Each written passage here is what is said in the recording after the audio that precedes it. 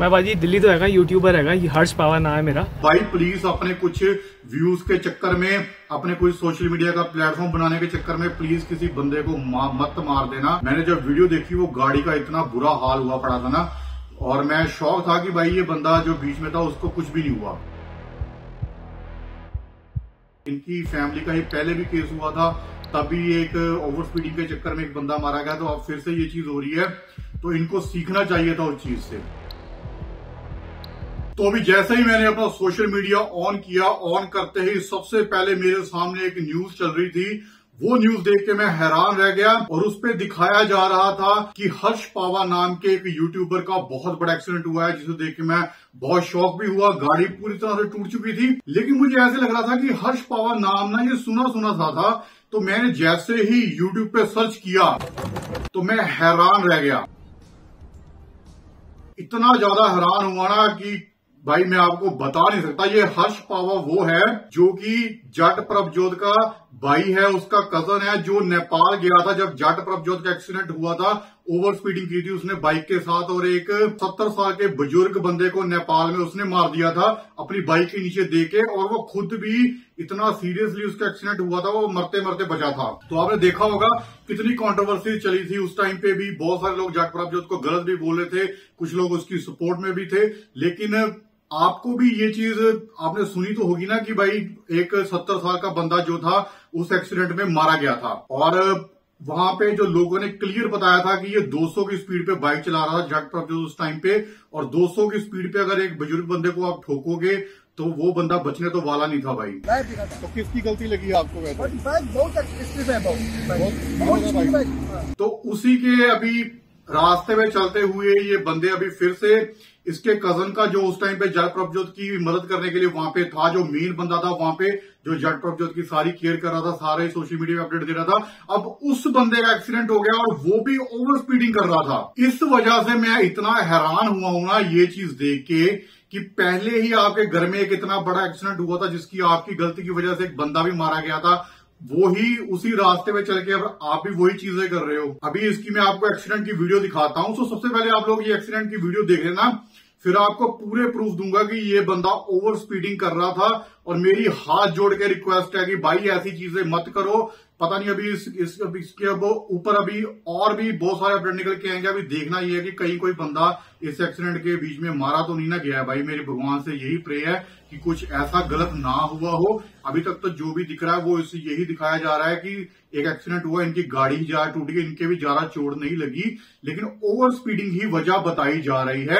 जिस बंदे ने इनका एक्सीडेंट लाइव देखा, इनकी मदद की, वही बंदा खुद बता रहा है कि ये ओवर स्पीडिंग कर रहे थे। पहले आप वीडियो देखो, फिर पूरी डिटेल में बाद में बात करते हैं। पुरानी मंडी तो वापस इधर जा रही थी जाने लगी हमेशा, और अचानक सामने उधर दी गड्डी थोड़ी स्पीड थी, but I think Navi road से दिल्ली तो आई सी। तो बहुत परमात्मा का शुक्र है, डिग्गे था 10 फुट। तो जैसा कि आपने इस वीडियो में देखा, ये बंदा क्लियरली बता रहा है कि ये बहुत तेज गाड़ी आ रही थी, उसकी वजह से ये गाड़ी आउट ऑफ कंट्रोल हुई है। मेरे हिसाब से जो भी इसमें जो सुनने में आया है कि ओवर स्पीडिंग की वजह ही थी, बहुत ज्यादा स्पीड में थी। तो जट प्रभजोत का भी जब एक्सीडेंट हुआ था वहां पे भी यही चीज निकली थी कि इतनी ज्यादा तेज उसकी बाइक थी कि उसको मौका ही नहीं मिला कि बाइक को रोक सके, और सामने वाले जो बुजुर्ग अंकल थे उनको भी मौका नहीं मिला कि वो आगे पीछे अपना बचाव कर सके। इतनी स्पीड में उनको मारा गया था, और उस अंकल की मौके पे ही डेथ हो गई थी। नेपाल के अंकल थे, और मेरे हिसाब से पता नहीं अभी इसको सजा हुई कि नहीं हुई। और वहां पे नेपाल का कानून थोड़ा डिफरेंट है, वहां पे लोगों को जो एक्सीडेंट केस में मेरे हिसाब से 4-5 लाख रुपए देते हैं तो वो केस खत्म हो जाता है। ऐसा कुछ इनका लॉ है। कुछ तो यार सीखना चाहिए था ना भाई तुझे हर्ष पावा, तुम्हारे खुद के घर के ही फैमिली मेंबर के साथ ही ये चीज हुई थी। और मेरे हिसाब से ये बंदे व्लॉगिंग कर रहे थे, क्योंकि आपने इनकी अगर ज्यादातर वीडियोस देखी हो ना जट प्रभजोत की, या और जितने भी ये बाइकर्स होते हैं ये गाड़ी चलाते हुए या बाइक चलाते हुए साथ में व्लॉगिंग करते हैं, वीडियोस बनाते हैं। तो भाई प्लीज अपने कुछ व्यूज के चक्कर में, अपने कोई सोशल मीडिया का प्लेटफॉर्म बनाने के चक्कर में प्लीज किसी बंदे को मत मार देना। ऐसी हरकतें ना करो भाई। तुम लोग खुद अभी इतनी मुश्किल से बचे हो। मैंने जब वीडियो देखी वो गाड़ी का इतना बुरा हाल हुआ पड़ा था ना, और मैं शौक था कि भाई ये बंदा जो बीच में था उसको कुछ भी नहीं हुआ। और अब भगवान की कृपा है आप लोगों के ऊपर जो आप लोग बच गए हो। मेरी आपसे यही रिक्वेस्ट है कि वीडियोस बनाते हुए कैमरे का इस्तेमाल ना किया करो, लॉ के भी खिलाफ जाता है। तो मैं पुलिस वालों से भी रिक्वेस्ट करूंगा इसकी पूरी इन्वेस्टिगेशन की जाए कि कहीं ये वीडियो तो नहीं बना रहे थे, इनके मोबाइल भी चेक किए जाएं गाड़ी चलाते हुए, क्योंकि गाड़ी एकदम से चलती चलती अपने आप तो गाड़ी गिर तो नहीं जाएगी, आपका ध्यान कहीं इधर उधर जाता है, आप बातें करते हो या वीडियोस बनाते हो। उसी वजह से हमने पास्ट में देखा बहुत सारी ऐसी वीडियोस आई है कि लोग गाड़ी चलाते हुए वीडियो बनाते हैं और गाड़ी पलट जाती है। और बहुत सारे ऐसे मोटो व्लॉगिंग में भी हमने केसेस देखे हैं कि लोगों की जो बच्चे थे वो उनकी डेथ होगी, वो ओवर स्पीडिंग कर रहा था। तो मेरी रिक्वेस्ट है कि प्लीज भाई ऐसी चीजें ना किया करो।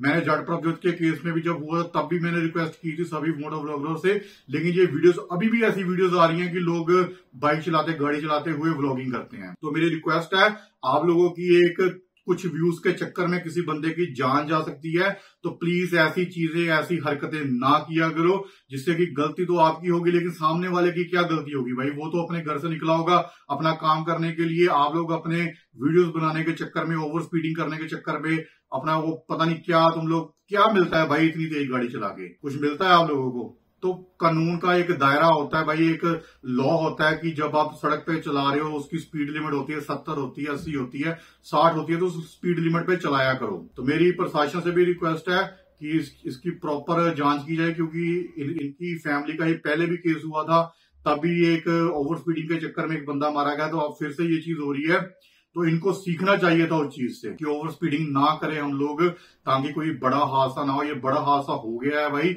और भगवान का शुक्र अभी तक कोई ऐसी न्यूज नहीं आई, कोई किसी के जान का कोई भी नुकसान नहीं हुआ। बहुत बहुत भगवान से हम लोग उनका धन्यवाद करते हैं कि उन्होंने मतलब कि इनके भी बहुत कम चोट लगी तो होगी भाई, जिस हिसाब से गाड़ी का हाल हुआ था तो कम लगी है, इनकी भी जान बच गई है। और सामने भी किसी के साथ कोई फिलहाल अभी न्यूज ऐसे निकल के आई नहीं है, किसी के साथ टक्कर नहीं हुई है।